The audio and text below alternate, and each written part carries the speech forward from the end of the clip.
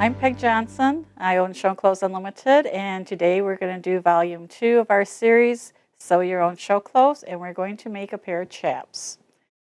Now, people ask me all the time, is it cheaper or more economical to make your own chaps? That is a maybe question. If you have basic sewing skills, you'll be okay. The problem is that your fabric, the ultra suede and the leather, are extremely expensive. So by the time you invest in that fabric, you may or may not have as much into a pair of chaps that, say, you could get at a tax sale. Now, if you're going to have custom chaps, that is the only way to go. If you want to buy off the rack, you can get more economical chaps. So we're going with the idea that we have a custom made, the child's too big, too small, cannot wear off the rack, cannot find them at the tax sales. So we're going to make our own chaps. So therefore, we need to have quite a few supplies. The first supplies we need is ordinary tape measure. Nothing special about a tape measure. I have a measuring form that I use. And if you follow along with the tape, you'll be able to know where to measure because we do that very well for you. If you're going to work with leather, then I strongly recommend a China marker. This is so that you can mark on it and you will cut inside the marker so it really never shows on your finished product. If you're going to work on ultra suede, then you can just use chalk. It works out much better than using a China marker on the ultra suede. One thing I can't live without is my temporary adhesive spray.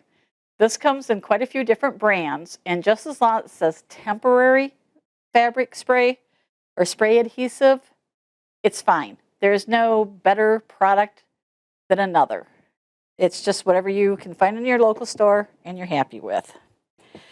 You will need pins or weights to put your pattern onto your ultra suede. If you are using leather, you're going to have to use weights. You can use tuna cans, you can buy commercial weights, you can use washers, anything that will actually just hold the paper down on top of your leather.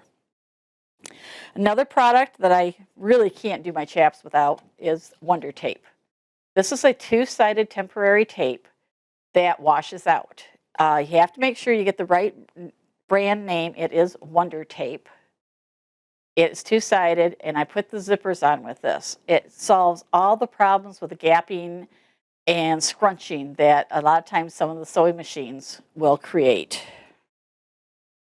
Now, most of your patterns come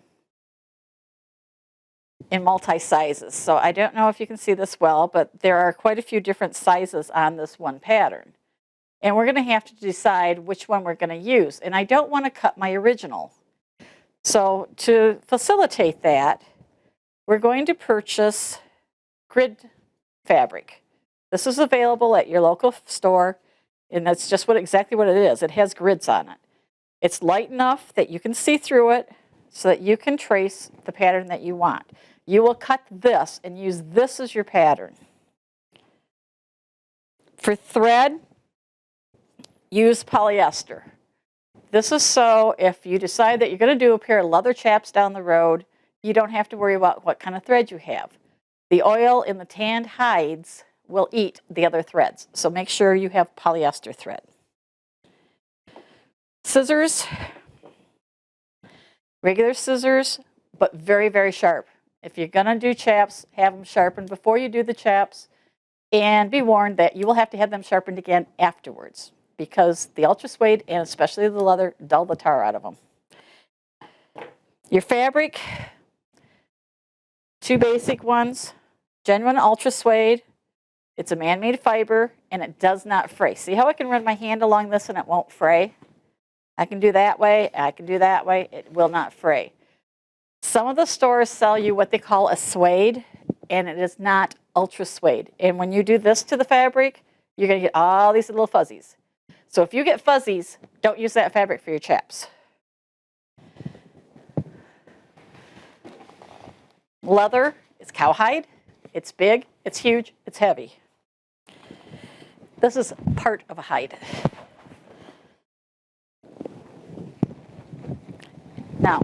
Ultra suede is sold by the yard. Leather is sold by the square foot.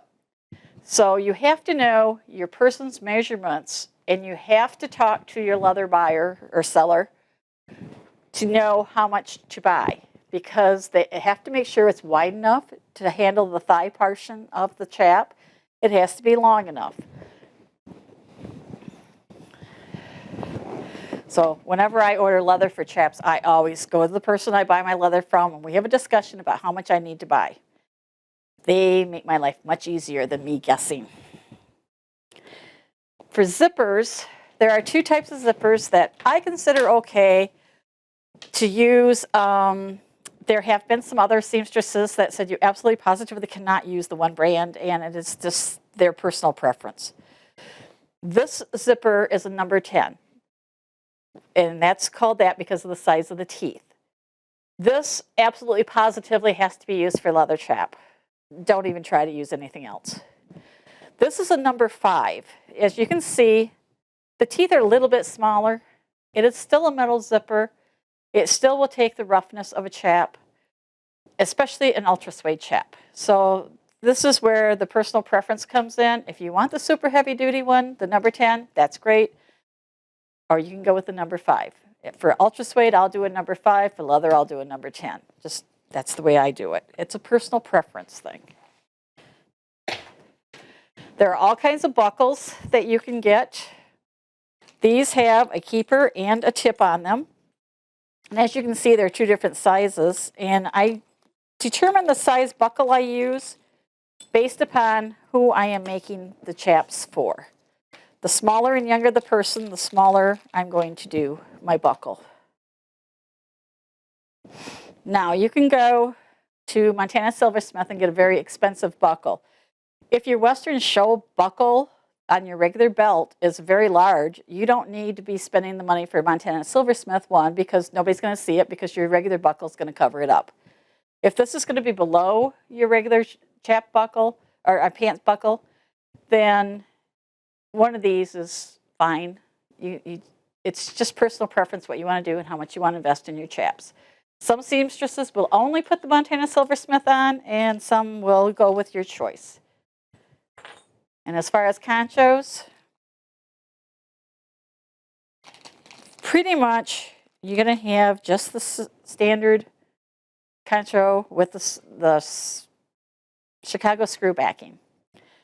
You can order Montana Silversmith and have the high-end silver.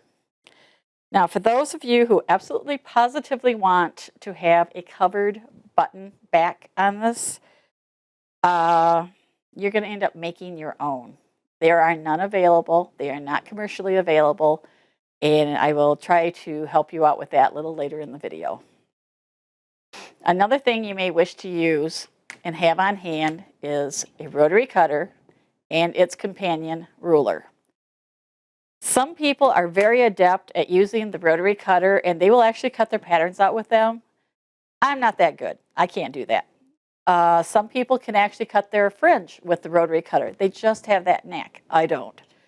But this comes in handy with the ruler when you need to straighten the top of your chaps at the end of the sewing. If you have any uneven edges, it'll come in handy. I'll show you how to use this when we're doing the belt buckles, because it helps make that strap be perfect. I'm Pegg Johnson, and this is my model Taryn. She's going to allow me to measure her for a pair of chaps today. What you need is a measurement chart. Most of these charts will come with the chaps pattern. If not, if you stay with the video, you'll learn quickly which measurements you need to have. We're going to start with the natural waist. This is a measurement you're not going to use very much. It doesn't really affect anything with the chaps at all, but it's a marker guide for us. If you do chaps for another person and they send you the measurements, you'll be able to tell whether the measurements are in line with what that body should be. Just by having the waist measurement, it's just a good gauge. Next, you're going to go down about an inch below the natural waist. This is where the chaps are actually going to sit when you have them on, when you're standing up. When you sit down on the horse, they're going to rise up to the natural waist. So that's why you want them below the waist when you start out. Now, you need to put a marker here because you're going to use this measurement again. Now, I'm using a safety pin because Taryn doesn't like getting stuck with pins. So a safety pin is a nice thing to use. You can use chalk, anything else you want. You do not need a hip measurement because that is built into the chap. And besides, the butt's going to stick out. There's nothing there on the fabric of the chap, so you don't have to worry about it. Okay, if you want to turn sideways for me. The next measurement is going to be the upper thigh. Now this is going to be right up under the cheek of the butt at the crotch. This is where the top of the zipper is going to go, so it's really important that you have that accurate. Again, I'm going to put another marker there because this is a marker I'm going to use. I'll try not to put it through the body, just through the pants here. That is your upper thigh measurement. Then you're going to do the thigh measurement, which is basically halfway between there and the knee. So you can take that measurement, find your natural knee, take that measurement. You can take the calf measurement, and at this point you have to decide what kind of boots they're going to be wearing. Ropers, see her ropers are low here. A lot of the Western boots are wider, so you have to decide at what point those boots are going to come into play with the chaps, because if you do her leg without the boot on that she's going to wear, then the chap leg is going to be too tight. So we have here, and then we go on down to the ankle.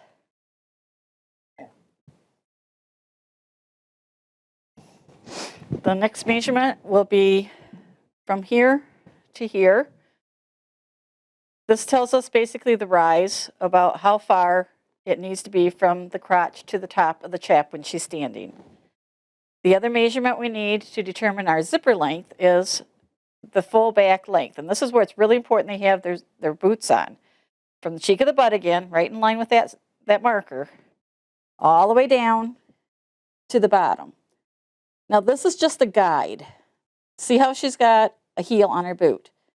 Typically when a person gets on their horse, they lose as much as 2 inches of length when they get on the horse. So a zipper that is this long when she's standing is actually going to hit her about here when she's on her horse. That is about the ankle. That's fine. Some people like them longer, so this is your guide. If you want a zipper that when you're on your horse goes all the way down here, you need to add length to your zipper. And that is the measurements that you need to make your chaps. All right, this is a copy of the chaps chart that I use. We've shown you a few of the measurements, but you'll take a look at here. There's a few more that we need to take. Number 1 is the natural waist that I showed you. On the chart is number 2 is the crotch to the floor, which is where I showed you the cheek of the butt to the floor with the boots on. Number 3 is the crotch to the knee, and that is so you can get the adjustment for the length of the thigh. Some people are longer or shorter. Number 4 is the chap waist we showed you. Number 5 is the rise we showed you, where we had the 2 markers on Taryn, where we went from the chap waist to the upper thigh. And then again, that is for the length of the body. Number 6 in this case is the thigh. Number 7 is the mid-thigh. 8's the knee. 9 is the calf over your boot. 9A, which I don't have on the chart, is your ankle over your boot. And 10 is optional. 10 is actually the distance that you want your belt buckle to be. And this is especially important with a plus size person, and basically it's hip bone to hip bone. Once you have those measurements recorded, you're going to transfer them to your pattern like I told you before. But now you can see where each one of the numbers has to go.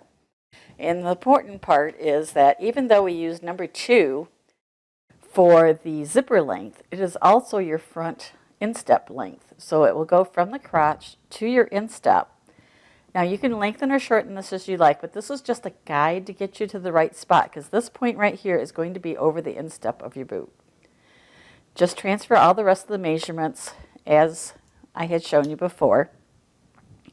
This is your upper thigh, your mid-thigh, knee, calf, ankle. This is your crotch to knee, so that you get your long distance for your thigh bone. This is your rise, so that you get the correct height up to the top of your hip bone. For those of you who need to alter for plus sizing because the measurements here and here exceed the pattern, this is a very simple way to do it. take your pattern and slash it in these 2 points, from here all the way down and from here all the way down. Then you're going to take and put paper behind it, or another fabric, or whatever you're using for your tracing. And you're going to spread these evenly until these measurements match what you need. And that is how you adjust for plus sizing. Now, sometimes this is going to be way wide and this is going to be way narrow. So you're going to may have to fudge a little bit to get it to fit, but that is your basics, how you get that to fit a person that doesn't have the measurements that your pattern does. Here I have a commercial pattern, and as you can see, it's multi-sized. That's what these lines are. So you buy one pattern, you get all these sizes in it. And you will see that it is also marked for the upper thigh and the knee, the calf, and the ankle. Now what you're going to do is the measurements that we took earlier, you're going to take and transfer these measurements onto this pattern. So if the person's upper thigh, remember we took it right below the cheek of the butt, is 14 inches, you're going to center this between, there's 1, 2, 3 sizes right here, and 1, 2, 3 sizes here. So you're going to center that. You're going to take a marker, a pen, or something, and you're going to mark that so you know where your person's sizing is. Then you're going to come down to the thigh, to their measurement. You're going to mark that. And you're going to continue down. Now, if for some reason they have a very wide thigh and a very narrow knee, you're going to be very careful. Say that the person has a measurement here for the knee, but is out here for the thigh. You're going to be very gentle and following this curve. See how this is curved? You're going to just very gently create a new line, bringing you down to that spot. And because you have measured here, here, and at the knee, you'll know that you got the distance correct. And you'll just continue down and do the same with the calf and the ankle. All right, now these patterns have a cuff and a yoke. So when you make these kind of alterations, you have to do the same thing with the cuffs and the yokes. So this happens to be the cuff, and the one that was cut out happened to be this size. But if I had done this size and made the adjustments, I would have to make this match this. You have to do the same thing with the yoke. The yoke is up here. This is the support for the top of the chap. Now, you'll notice that there's a part that comes down on the yoke. The good purpose of this is you want this long enough to overlap the top of your zipper. It helps reinforce that zipper because, you know, when you put the zippers together on a leg and you're on a saddle and you're on a horse, you're moving, the muscles are moving, and you're putting stress on those points. So that is a good help in reducing the stress on that point so your zipper doesn't rip out. Now, some chap patterns come with the fringe already here. Some of them have a separate piece. So once you get this decided and drawn out, you need to take that grid paper I showed you earlier, trace the proper pattern, and cut that out. Then you're going to take the same size of the fringe piece that you just adjusted to the leg piece, cut that out, trace it, cut it out, so that you have a piece for your fringe that will match your chap leg. All right, I have traced the original to match the measurements of Taryn, of my model. And this was the adjustments that I made, traced it, cut it out. I did the same, like I just said, with the fringe piece. Now, there's two ways you can go about this. You can put the fringe piece as a separate piece and sew it on like the directions are. Or you can do this all in one. I generally do this all in one because I like the look of it. So I will take the fringe piece overlap the seam allowance, the proper amount, and taper pin these two pieces together. And where these two match is where your zipper is going to go. You have one piece and you only have the stitching where your zipper goes down your leg. This particular pattern has an additional butt piece, and you will cut this out separate. You do not want this attached to your chap leg.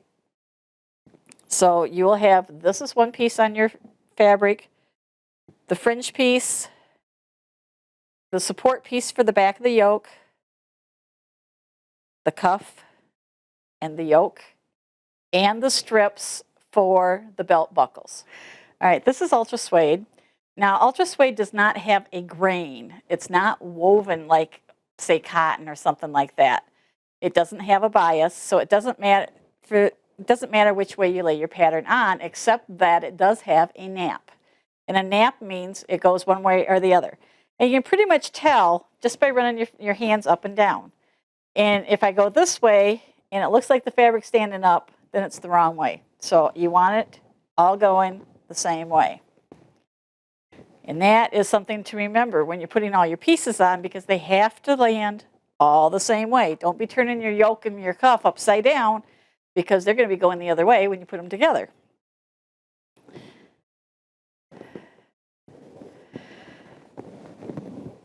It doesn't matter if you start by the fold or by the cut edge. It's not going to matter one bit. And you just lay it out. And remember, I put the fringe on and cut it as one piece. And you can tell which way it goes because the top of it has a squared off area. So we're going to put that down here. We're going to match up the edges. Now, there's a couple things to take into consideration. This happens to be a child's, so it fits corner to corner, good, no problem. But if you notice, I don't have this lined up. So if I cut this right now just the way it is, part of my chap's going to be cut off. So just be careful you don't do that. For an adult who is not going to fit here, you're going to have to open this up and cut this one piece at a time, pick it up, move it down. Don't flip it over. Don't flip it upside down. You do have to flip it left and right. Otherwise, you're going to have an inside and an outside. So in that instance, I always recommend that you cut 2 complete sets of your chap pattern. And you mark one of them left and you mark the other one right. And you pin them down and you don't move them. That way you avoid the mistake of having 2 lefts when you get done cutting everything out. And you're going to do the same with every single piece. You're going to have 2 lefts, or a left and a right for every piece if you cannot fit on one spot. And don't be afraid to use little pieces, areas like this. Take advantage of them.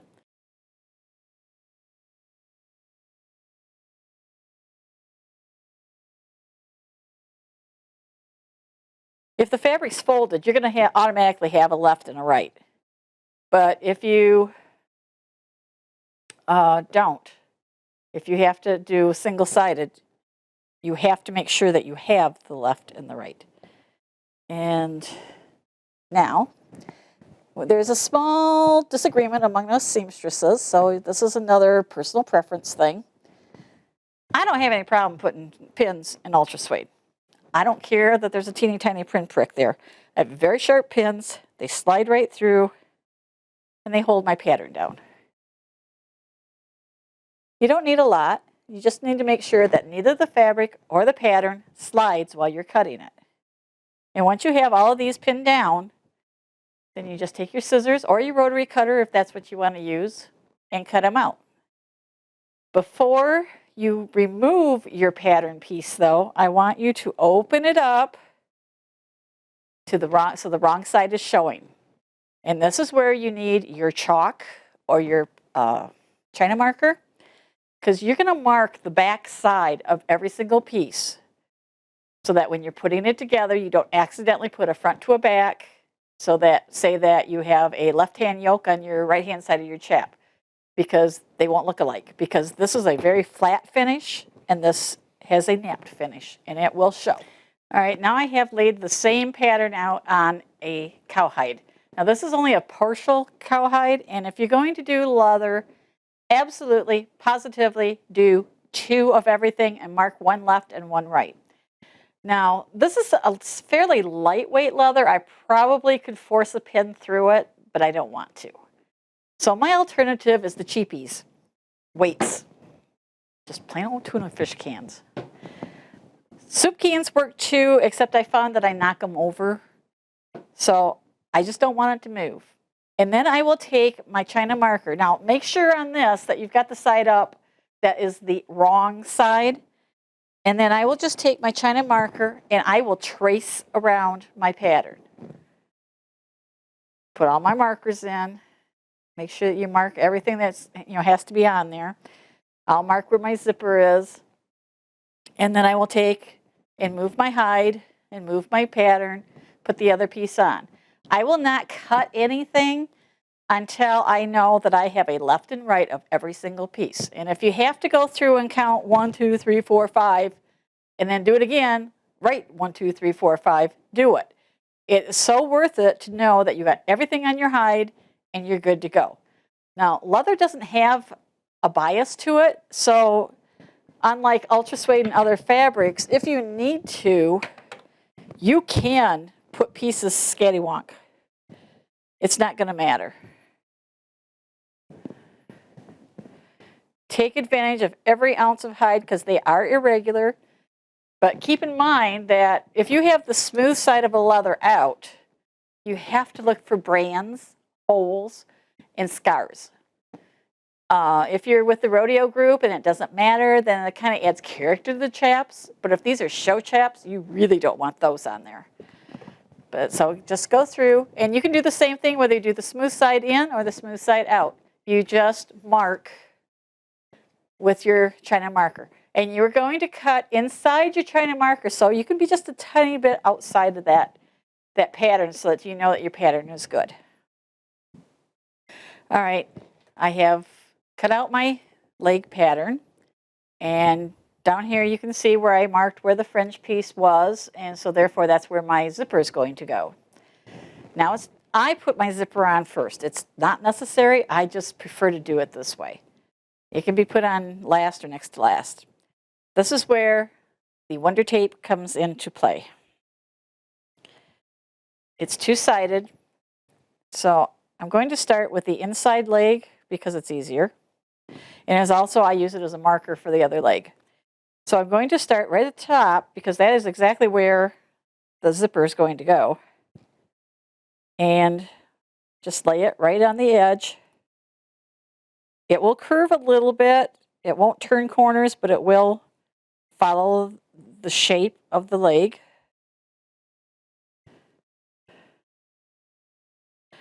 And you can go it down. Now, if you mess up, you can peel this back off. It's not permanent. If you wash the chaps, it'll go away. So you just take the plastic that was on the top, peel it off. And that exposes the other side of the tape. So we have one sticky down and one sticky up. Now, when you put your zipper on, you have to remember to put it on the opposite of what you think you should. Most zippers start up here and go down. Well, in chaps, they start at the top and go down. So you want your stopper at the top. So I actually lay my zippers out this way, then open them up. And you're going to make sure the flipper is down because that's the outside. And you may have to move your flipper around a little bit, depends on your sewing machine, whether it will go past it or not, so don't worry about that too much. You can lift your needle up and go past it.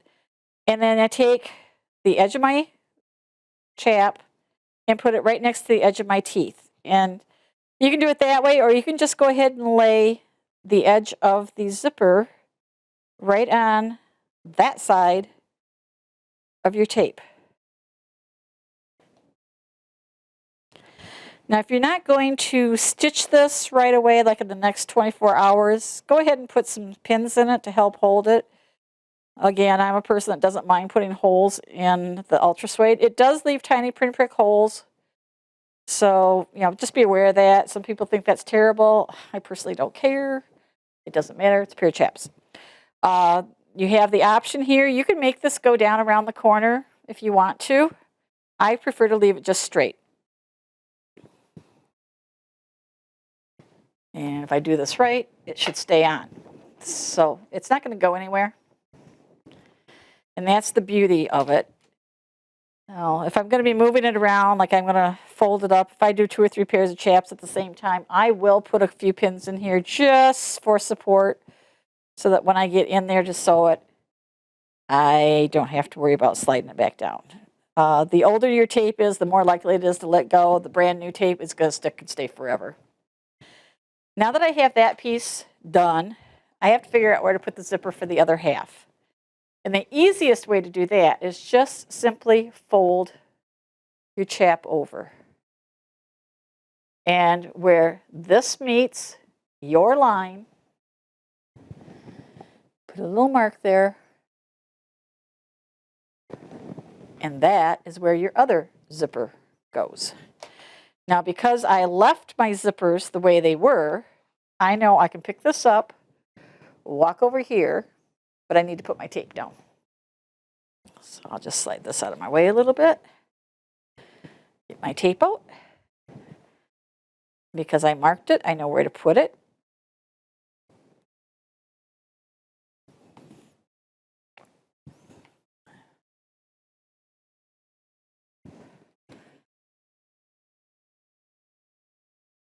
And because I have my zipper laying right here, I know approximately how long to make it.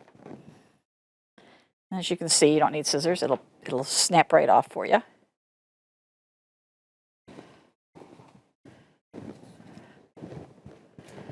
And again, you take the outside edge of your zipper and the outside edge of your tape and just lay it on there. I found that this solves a lot of problems where the feed dog on the sewing machine chews this up, bunches it up, creates issues. And this is just finger pressure on here, just making sure it sticks down. It would probably stick down without me doing that, but I do it. It's just me.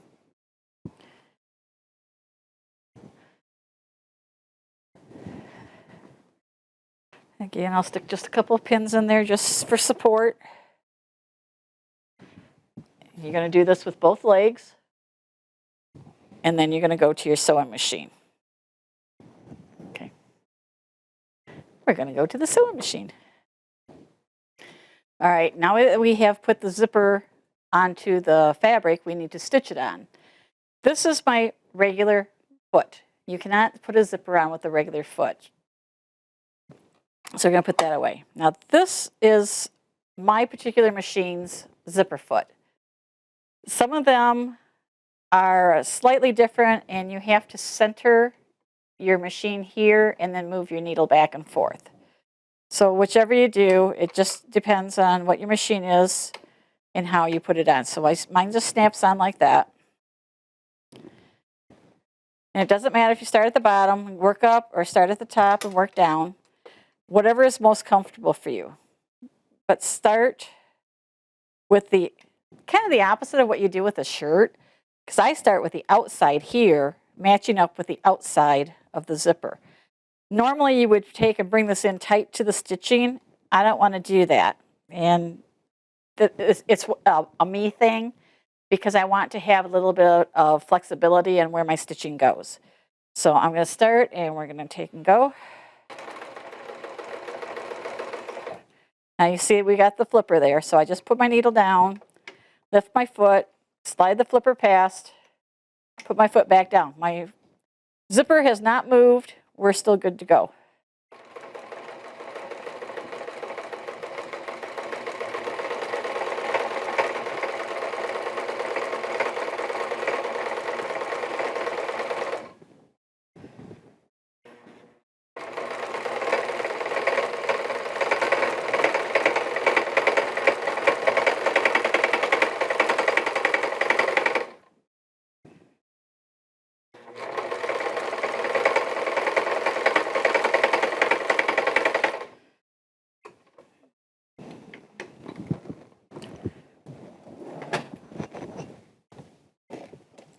sorry, didn't get my scissors out. I'm going to turn around, do the same thing here. Now, you don't have to worry about back stitching because your yoke and your cuff are going to come up over this and cover this up. So you don't have to worry about your stitches coming out.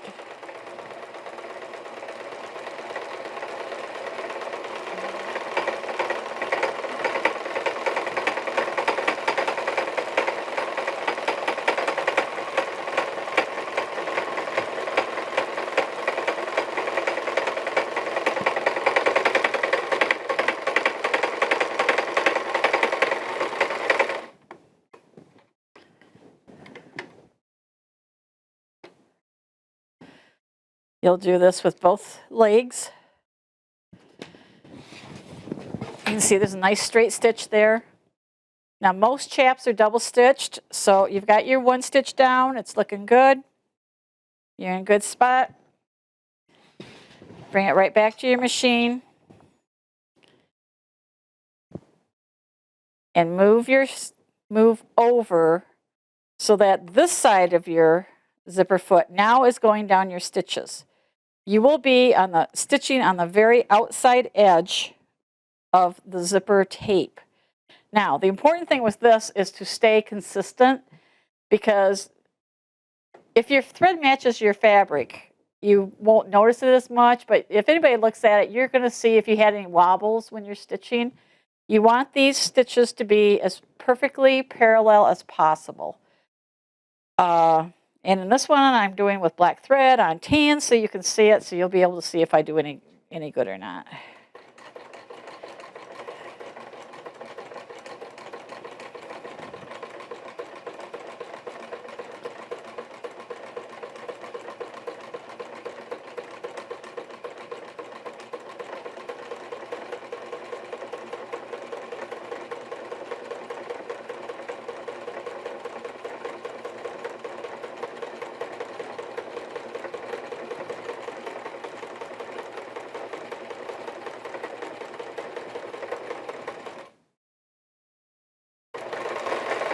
Oops.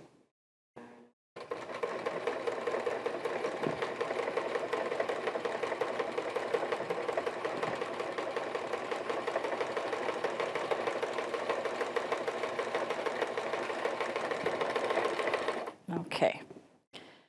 What I'm encountering here is I have slid off, my tape has slid off of the Wonder Tape, and it's sticking to my foot and stopping my machine. So when that happens, just give yourself a little bit of a grip there and just give it a tug and it'll walk through.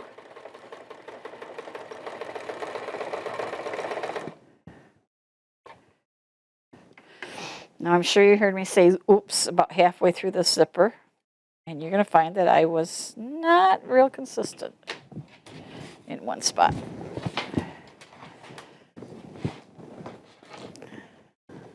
I have a wobble there, I have a wobble there. So I will just simply come through with my seam ripper, take out that little bit, and redo it. It's not a big deal, just go back and do it so it looks nice and neat. And I will do that for both chap legs. A lot of people want to put an extension into their chaps. They need to have a little bit of give when they are on their horse because their body shape changes when they get on the horse. Especially the plus size people like me, heavier muscled people, they have their muscles change shape when they get on the horse, and that can make it difficult to bend your leg to get on the horse. And it can also make the chaps uncomfortably tight once you're on. So one thing that you can do as an extender is, this is neoprene, and you can see how it stretches. So instead of having just put this zipper on, now make sure it's the one without the fringe. Instead of having just simply put this on, I would have cut this back a little bit, maybe a ½ inch to an inch, depending on how much of the extender I want to put in. Then I would have stitched this, because I like the look better, I would have stitched this underneath the ultra suede. Then I would have stitched the zipper to this outside edge of the neoprene. And when it's on the person and the fringe is hanging over it, nobody's going to see this. This is available in some colors. Right now, black is really hard to get. So we've been going ahead with the creams and the tans. It still is covered up very well by the fringe, and we don't have any problem with it. But that is one thing that you can do to make your chaps fit just that much better, because it will stretch and give and tighten back down for when you need it. Now we're going to put the yokes and the cuffs on your legs. This is the fringe piece that was in the pattern, and it will be marked for where it overlaps the fringe. And you will simply lay it there, and you're not going to do anything with it. You're just going to let it sit there. If you have customized your leg, this piece may not fit exactly. Don't worry about that. It all comes out when you get everything all trimmed down, so don't worry about that. So I just let it sit there, and you see how I have it in line with my stitching. So if I do any other stitching, that's going to come right up here. It's going to capture it. It's going to be good. It won't have to worry about it. Now, the easiest way to put the yoke and the cuff on is to use your temporary spray adhesive. You can use the Wonder Tape here to put the yoke on. You run the risk of stretching it. And if you stretch the tape and then it goes back to its regular size, it's going to scrunch up your ultra suede. I've also tried glue, and I have found that glue on ultra suede dries and scrunches up and shrinks. So therefore you have a problem. So you take your temporary spray, shake it up a little bit, like you do any other thing that's an aerosol, and make sure you're not real close to your chap leg, because this sprays all over. So make sure you have a lot of paper underneath what you're working on. And it doesn't take much. You don't have to coat this white. Just a nice spray from a distance will do the job. Now, what I didn't mention and what I should have is to make sure the marked side is up, because otherwise you're going to be spraying your right side, and then you are got a problem. So make sure that the marked side is up when you do that.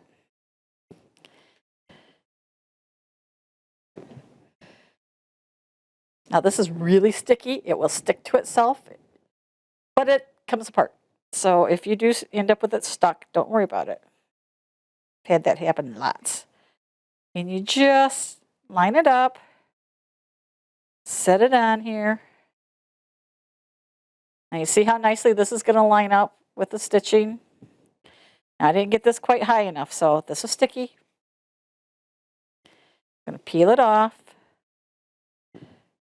And I got lots of overlap, so I don't have to worry about that. So I'm just going to bring this up a little bit so that when I pull this over, it goes all the way out. And you can see how it's very easy to lift and set this back down. I got a bubble there. I'm going to go back and I'm going to fix it right now.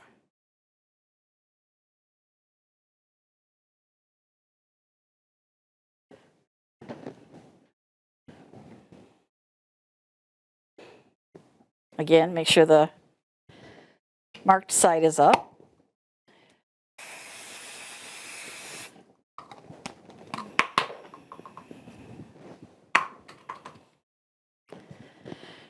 This is your support piece. So the long end of it goes out to the end of your buckle piece, and I just stuck it down where I didn't want it, so I peel it back up. Align the top as best you can.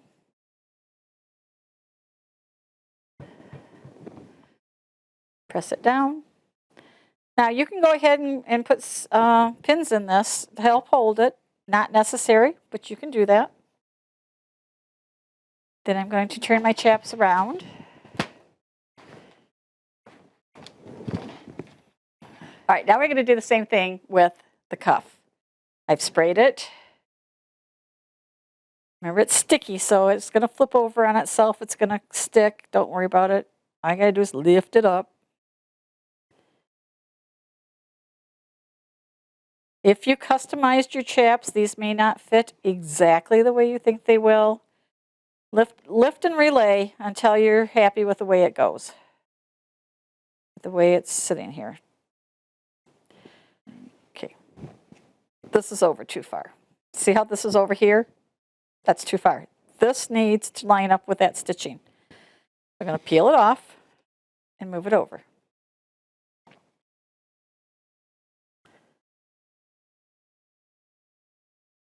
And this is not unusual when you customize it if you don't do it exactly. And sometimes the pattern is off. It doesn't even have to be you that made the mistake. It could be the pattern. Have you ever bought a commercial pattern and found out that it's wrong? That happens. Okay, I'm much happier with that. This is going to line up. I'll be able to stitch down here, and that stitching will continue. And you can see where that stitching is, where my zipper is. So this is going to support that zipper whenever I'm putting pressure on it, zipping it. And the same thing is going to happen over here. Now this goes a little too far into the teeth. That'll be a problem. But I'm going to stitch here so this all matches up, and then I'll trim it back. So those are ready to go. This section is on doing the insert at the bottom of the chap leg. Prior patterns did not have this option, and it is something that I offered in my patterns. When you trace your pattern, you will see that there's a line on the pattern. This is your cut line for your wedge. This goes over the instep so that the chap curves over the foot rather than wrinkling.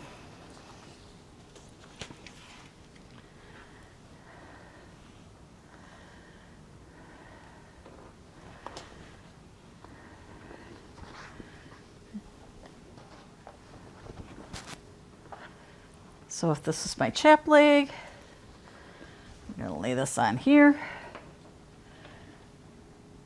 and I will cut that, the length of that line. Once I've done that,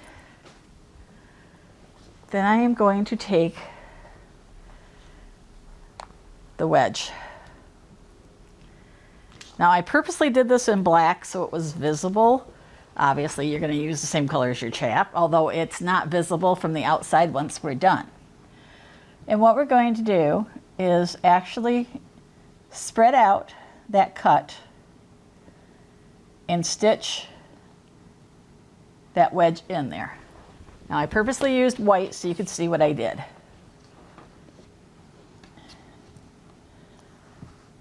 That's all it is. It's overlapped and stitched in. Just come up to a point, turn, and you can do that point just by opening up this. It'll get the wrinkle out of your way. And then just stitch down the other side. Once you do this, this chap leg will never lay flat again. Don't try to make it lay flat. It's not going to happen. If you alter the leg at all, then you're going to have to alter your cuff, because this cuff was designed to fit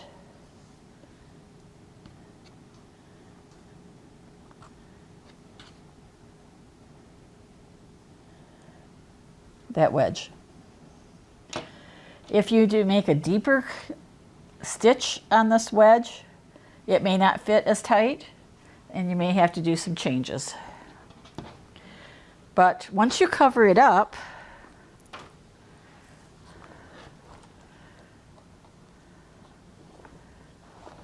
this is what it looks like on the inside.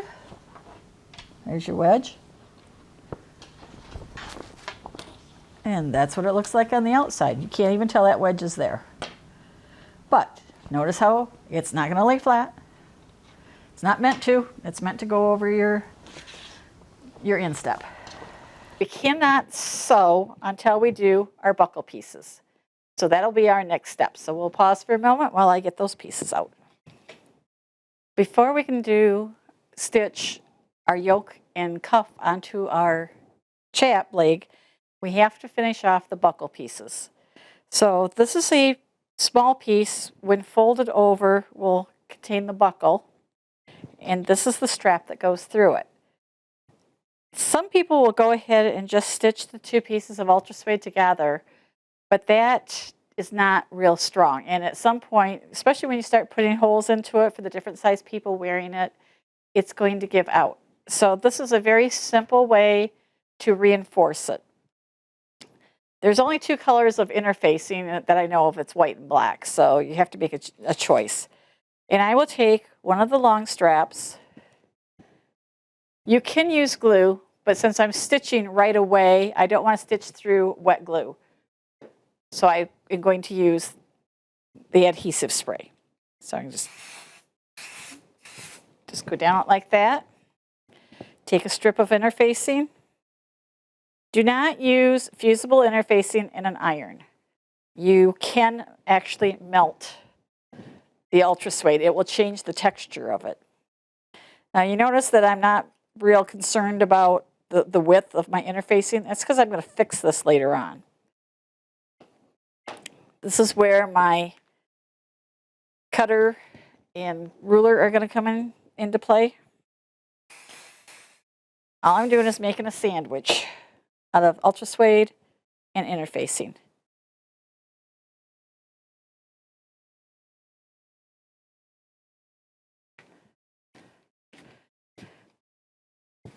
I can stitch through that temporary adhesive, so it's not a problem. This is going to get folded in half.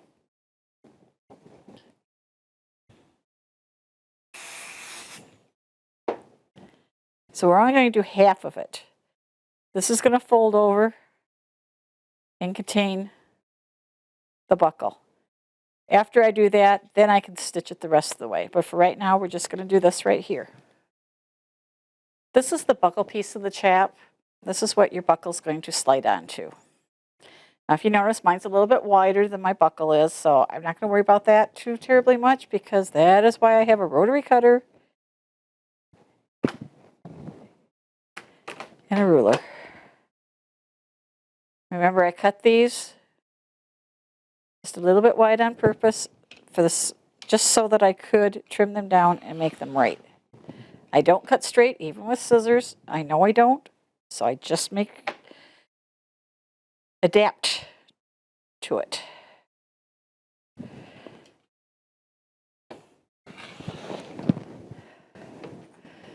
Check my width.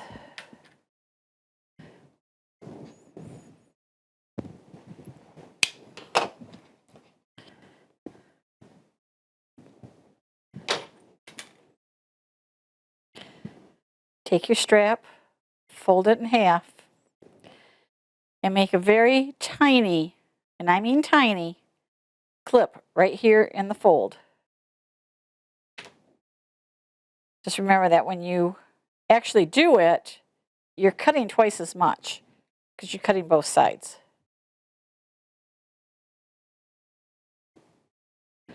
We're going to feed this through the buckle. And it doesn't matter whether the interface piece is on top or on the bottom.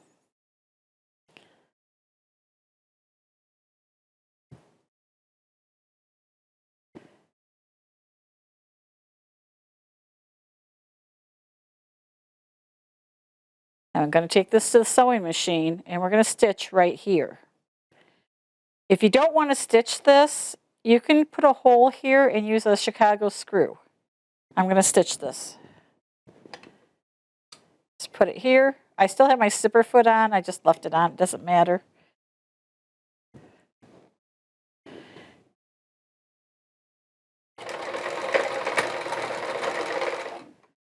Just go back and forth like that. That keeps your buckle from twisting.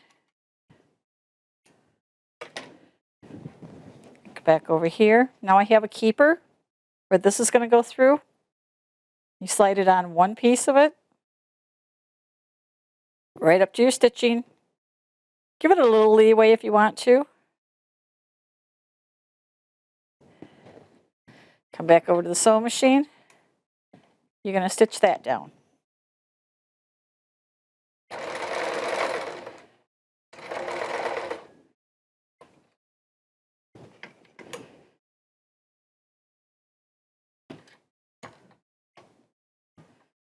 Now remember, yours is going to look a lot neater because your thread's going to match. My thread doesn't match. Now I'm going to take and go the length of the strap. And I'm going to go right off the end.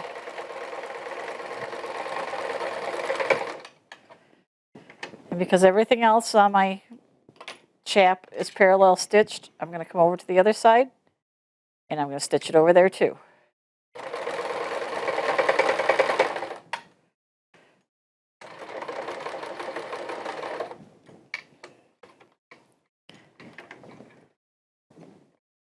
Now this strap is considerably longer than it needs to be, so I'm going to shorten it right now. Get rid of all the threads on the back. You want everything neat. This is the tongue piece. We're going to bring this over, stitch, full length.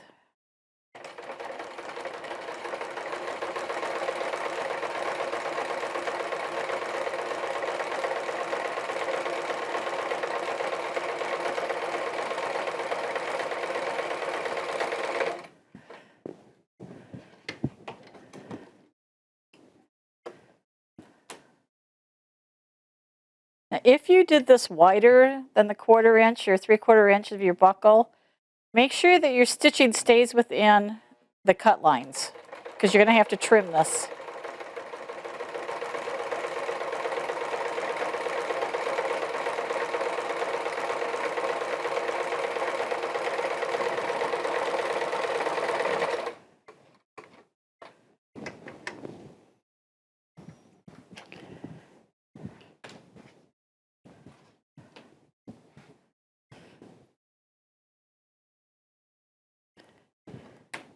Just use your handy dandy little cutter. Line it out where you want it.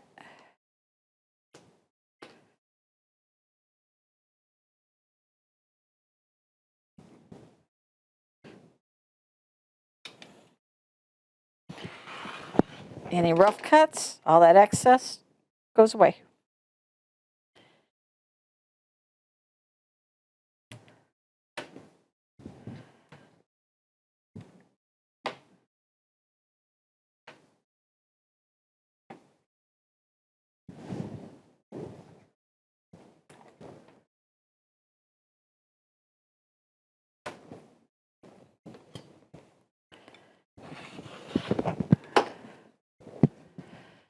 Trim off the excess.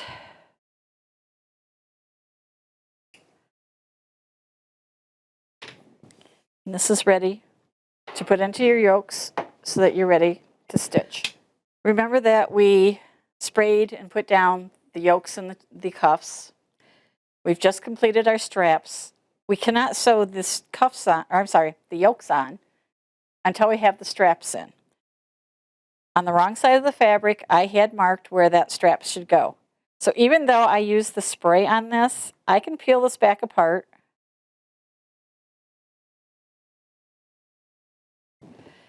Insert the buckle piece on the left.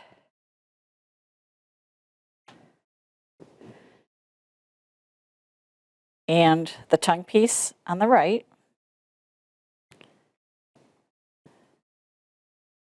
Don't worry when you hear that crackle, it's just the ultra suede and the temporary spray separating. There's a couple things you can do differently here. These are going to get stitched in. If you choose to, you can simply put a Chicago screw in here, put a hole all the way through, Chicago screw. A third way is to put a slice on the outside yoke, slide the tongue piece in between the two, and then Chicago screw it. I'm going to stitch these in. But before I do that, I want to make sure that these are the same depth from the top. So I'm going to slide these together and make sure that they're the same.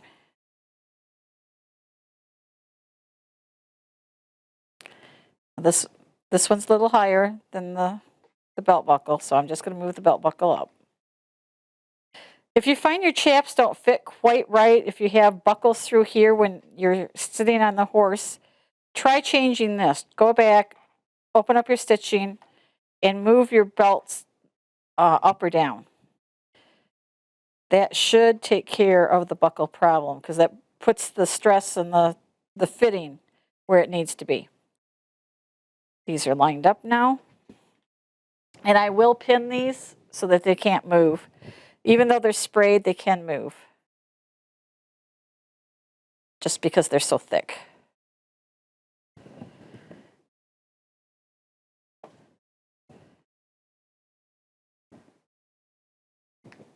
And we are ready to sew.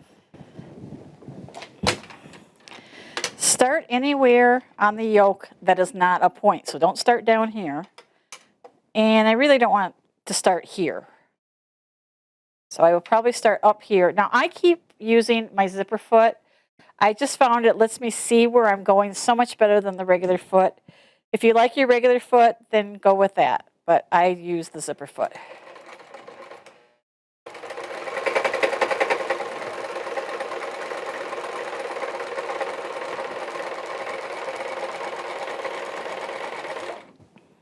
If you find that your presser foot is giving you a bubble with your ultra suede, put your needle down, lift your foot, separate it up a little bit,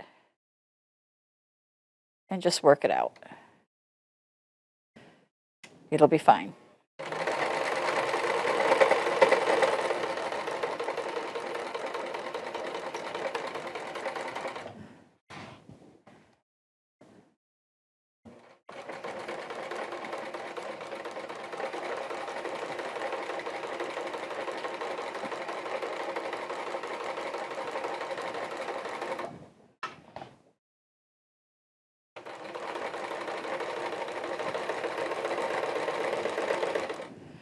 Now as I'm coming down this edge of the yoke, I'm going to make sure that this stitching lines up with that zipper stitching.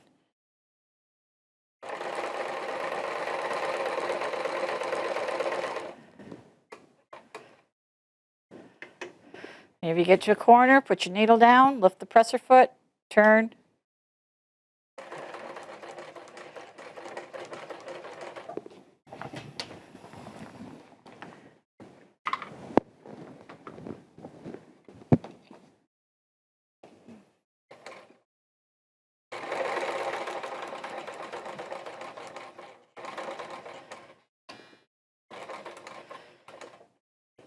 The reason I slowed down there is because I have a point and a curve, and I want to be neat.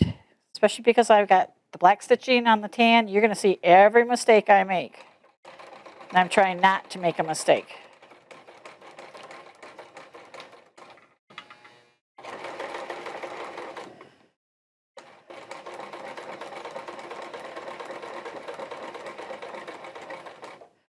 Ultra suede is more forgiving if you make a mistake than leather is because you definitely will have a hole in your leather.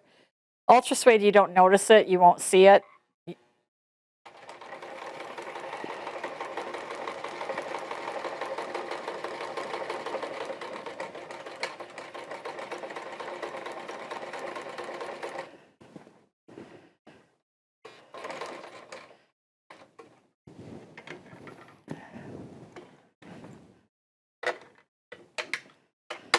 Now you can see where I'm at the point, and I'm going to be coming up to this. So there's a trick to doing that.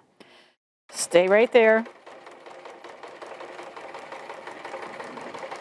When you get to the buckle strap, go across it, but not totally. Pull your pin out. Lift, turn. You're going to make a square here, and that's going to be support and strengthen it. Just a couple stitches. Turn again. Come back to the bottom of that strap.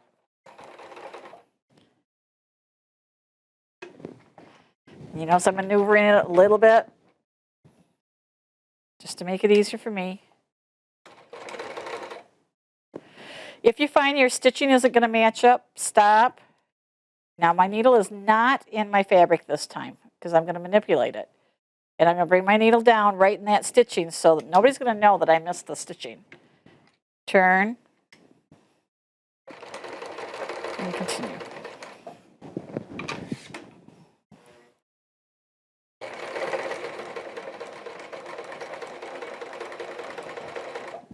On ultra suede, I merely overlap my stitching. On leather, do not overlap your stitching unless you're absolutely sure you're going to hit the same holes. Just leave a long tie and tie off your threads on leather. Ultra suede, you can overlap.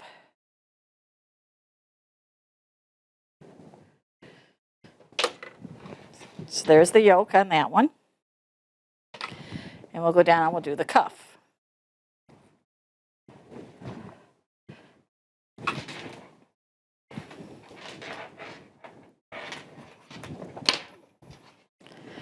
Now this time I'm going to start right where the stitching is so that I know it lines up. And with my finger, I can feel the teeth of the zipper. So I know it's going to be okay. I'm not going to overstitch it. And we're going to start up there and just come right on down.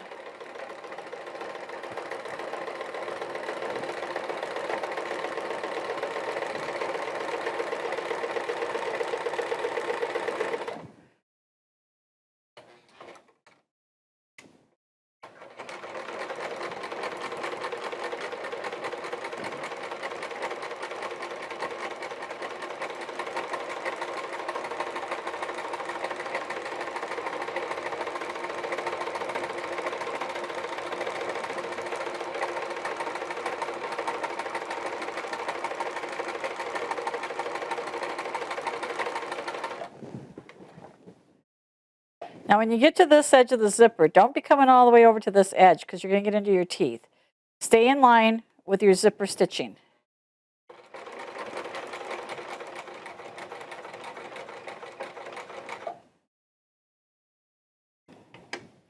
Now when you get to this point, you can either turn the chap around this way or you can turn it around that way. It's just a matter of what you want to work with, how you want to work with it. You're still going to have bulk out there. You still got to deal with it.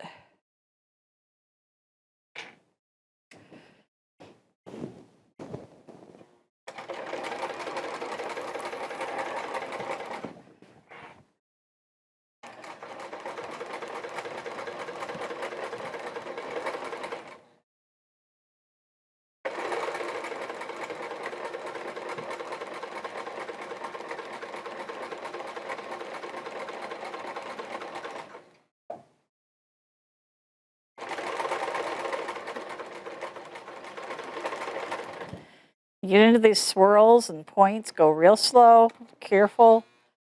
Do it right the first time. Because it isn't any fun taking them out and doing it again.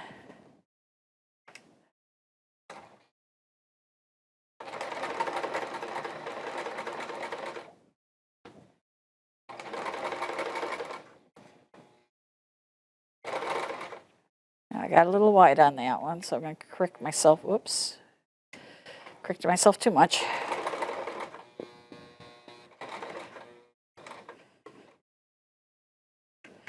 Try to keep as much bulk away from you as you can. Sometimes it's just not possible.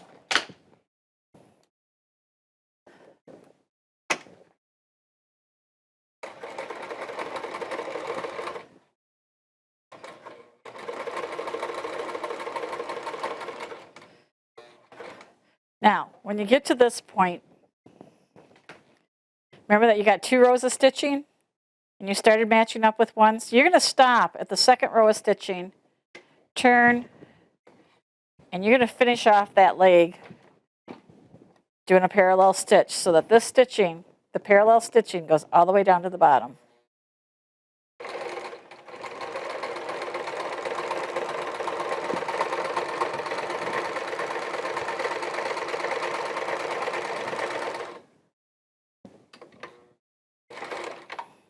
And I did back up there.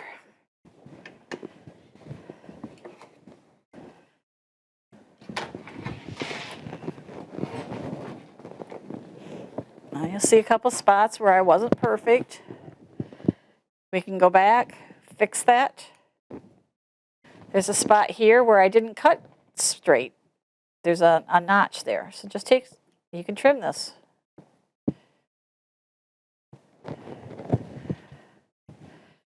And we'll do that with both the legs. And then the only thing left is cutting the fringe.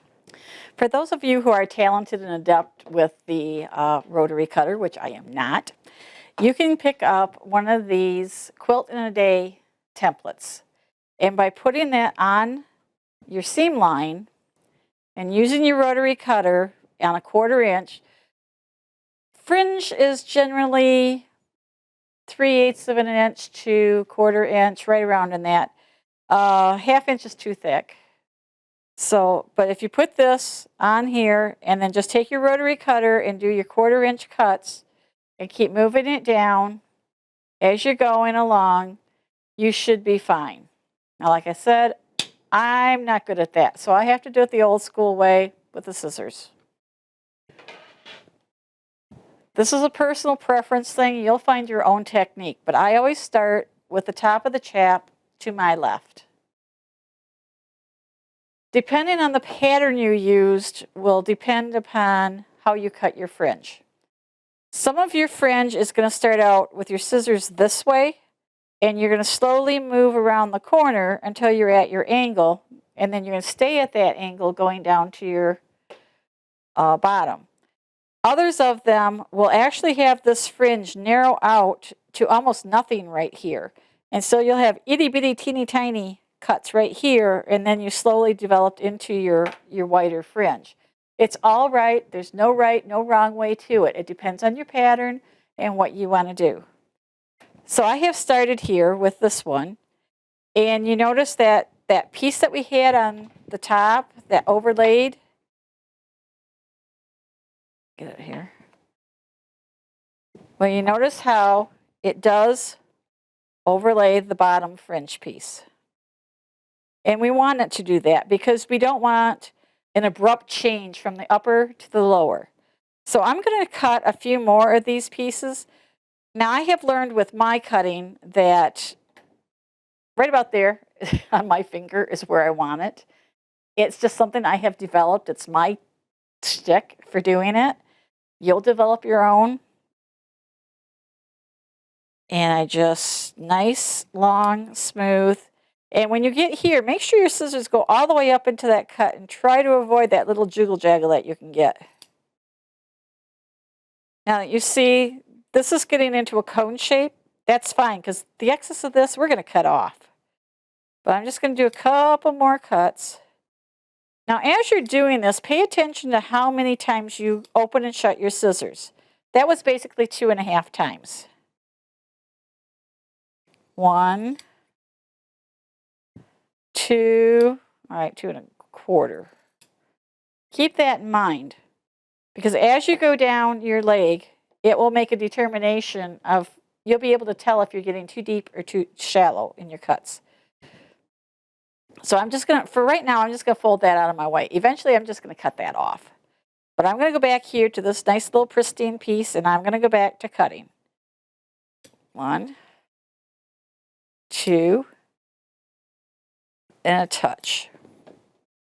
And I'm going to keep this up all the way down the leg. Now, if you're not sure if you're getting too deep or too narrow, just remember how many times you've opened and shut your scissors. If you are getting 3 cuts in here, then your angle is too deep. So you need to start making this edge a little bit narrower and this edge a little bit thicker. Don't do it all at once. You can do like 10, 15 cuts and it'll smooth back out. Nobody's going to know the difference. You will, nobody else will. If you find that you're cutting like this, then you're too shallow and you're going to have to start making this narrower and this end wider. Do it tiny, do it again, another 15, 20 cuts, and you will even back out because the important thing is that when you get down here to the bottom, you have got to match that edge. And that's the important part. You'll see chaps where there is a piece here and there's like this much here and 6 cuts. That's a clear sign of a homemade pair of chaps. You want them to look like they came from a manufacturer, that they were custom made. You don't want them to look like you did it at home and you screwed it up. There's another way to do this. It's a little bit harder, more tedious, but more accurate. Take your measuring tape and measure from the bottom point of your chaps up your leg. And in this case, I'll go about here because I know I'll be okay here. And this is the tedious part. Every couple inches, I'm going to put a pin. And it sounds ridiculous. It sounds silly. Okay, I happen to pick odds, so we're going 23, 21. And I will do that all the way up my leg. Then I'm going to take my tape measure, and I'm going to move over here. And I'm going to start measuring up the leg. And I'm going to pin, again, every 2 inches. Now, if you use the odd numbers up here, use the odd numbers over here, or you're going to be really crooked. And I actually do this. This is how I do it to make sure that I stay straight. So that when I get all the way down here, I'm not doing a bunch of adjusting. And it doesn't have to be stuck in there really tight. And if this was the wrong side of your chaps, you could actually draw the lines, but I don't stick real good to my lines either. Shame on me. So I have just found that this works better. Gives me a little more. And then what you'll find is this will keep your angle going for you. When you get here, as long as your numbers match up as you're going down, you'll be good. And you'll see that when you get down here, this is as deep as this. If it's not exact, you can just, fudge it a little bit. But you'll be able to come all the way down here with your straight fringe like you really want it to be.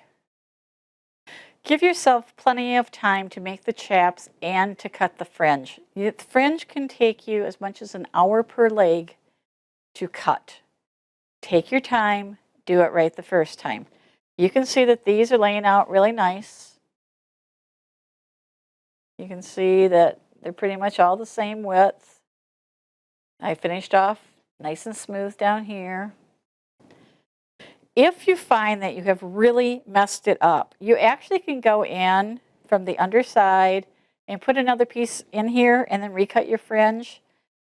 This works especially well when you keep the fringe as a separate piece from the chap, but because I like the look of the smooth chap, unless somebody is right on top of you looking at it, they're never going to know that you put a piece in there. So if you do mess up your fringe, it can be fixed. The same is true if the horse steps on the fringe at the bottom. Sometimes they do that. It pulls it, it breaks it, it rips it. Just lift up your yoke here, your cuff, put a piece underneath of it, put your cuff back down, cut your fringe, you're good to go. You've cut your fringe, you've got your chaps down. There's just a little bit of cleanup left to do. Remember that we had this piece that stuck up a little bit? And I said, don't worry about that, we'll fix it. Well, maybe you didn't exactly cut this nice and smooth and straight. That's an easy way to fix it. Take your rotary cutter and your ruler, put the top of your chaps on a line. Now be careful because this one has the buckle on it, so it's going to be a little more of a problem than otherwise. Lock your ruler in. In this case, because the buckles pushed me up, and I just go across. Gives me a completely straight, nice, neat top edging. This works really good for leather, because sometimes leather stretches, twists a little bit when you're working on it. It works beautiful. If you're not exactly even here, take your scissors, very carefully, gently trim. You want a nice round edging here, because remember, this is the middle of your back of your chaps. So this is where your concho is going to go. You're going to have to punch a hole here.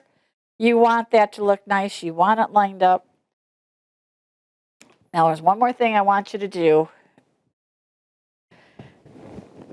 And usually this is not in most chap patterns, but I'll tell you what, it will save you a lot of headache.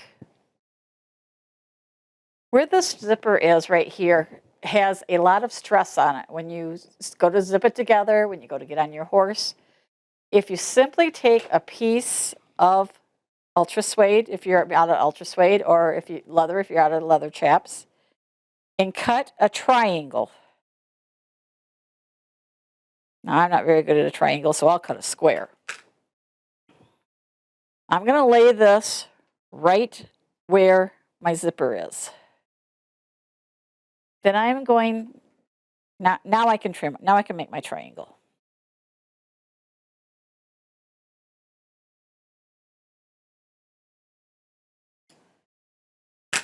And all this is a piece that reinforces. And you're going to stitch right across the top of your zipper, down your zipper. You get to this point, you're going to go across. And that will reinforce this piece of your zipper so you don't have to worry about it. If your yoke here comes down and overlaps your zipper here, you don't have to do anything. In this case, you can see it does not overlap. That's going to put stress on this stitching right here, and it's going to be a problem.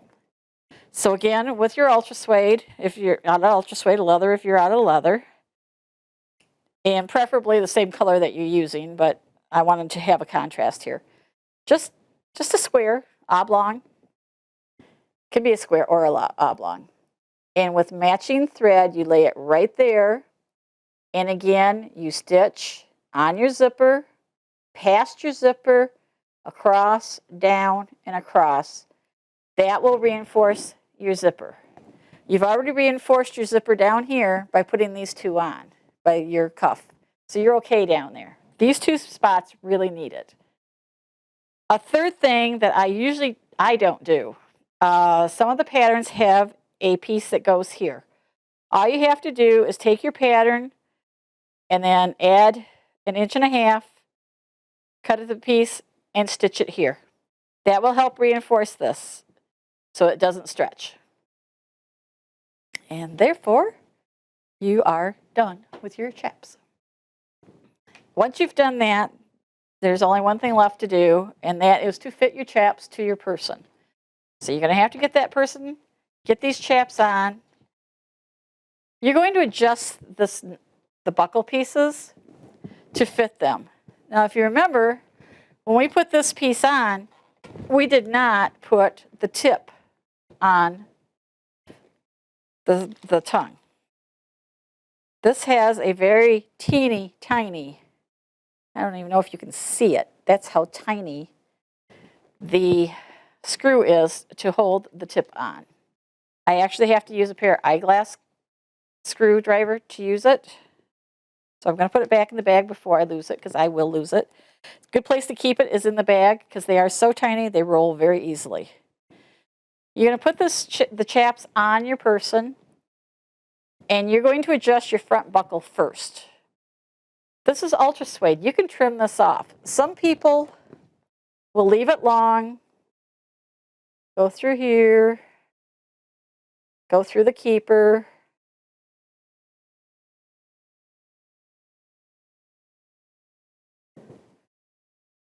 and the excess they will simply tuck in. That's fine. I see that all the time. Some people don't want that.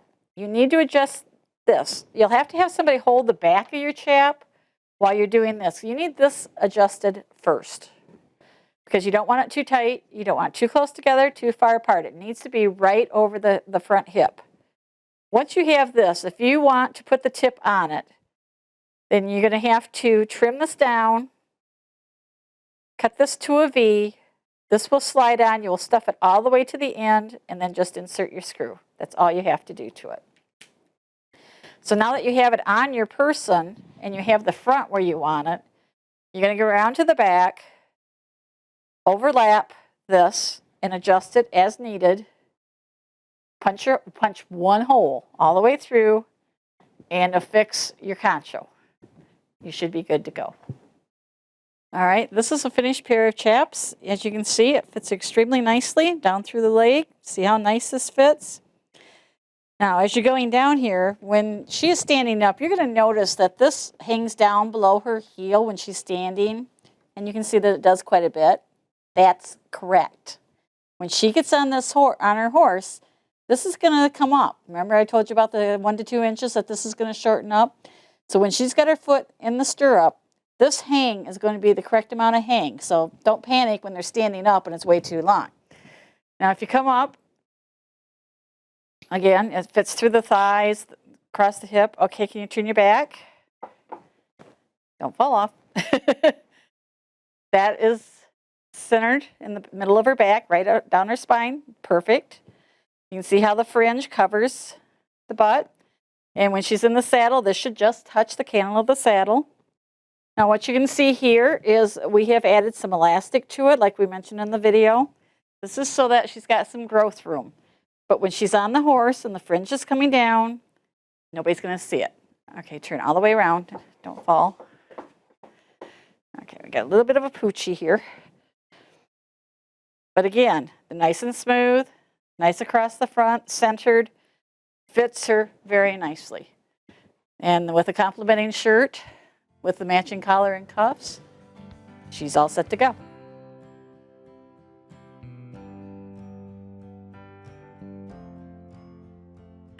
Well, that is the conclusion of how to sew a pair of show chaps. I want you at home to be able to be comfortable doing this. I hope that I've done it in a way that you understood. It's fairly simple. There are other techniques for doing this. There are other ways to do this, and they're all right. You have to be comfortable with what you're doing, and I hope I've done that for you. And please, feel free to contact me if you have questions or comments on this video. I want to make these video series for you. I want to make it so you understand and that you have the confidence to do it yourself.